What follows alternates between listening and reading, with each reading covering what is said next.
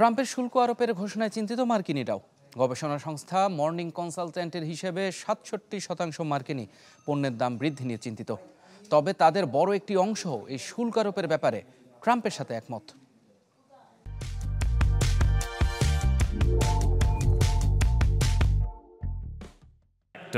দ্বিতীয়বারের মতো যুক্তরাষ্ট্রের মসনদে ডোনাল্ড ট্রাম্প আমদানি নির্ভরতা কমিয়ে উৎপাদনমুখিতা বাড়াতে শুল্ক আরোপের পায়তারা তার।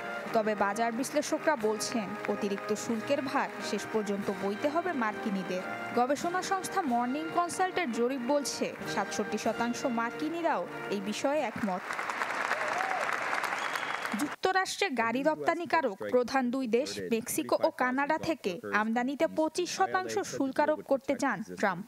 যুক্তরাষ্ট্রের 87% মোটর যন্ত্রাংশ এবং 90% অ্যাভোকাডো আসে মেক্সিকো থেকে, ফলে বাড়বে এসব পণ্যের দাম।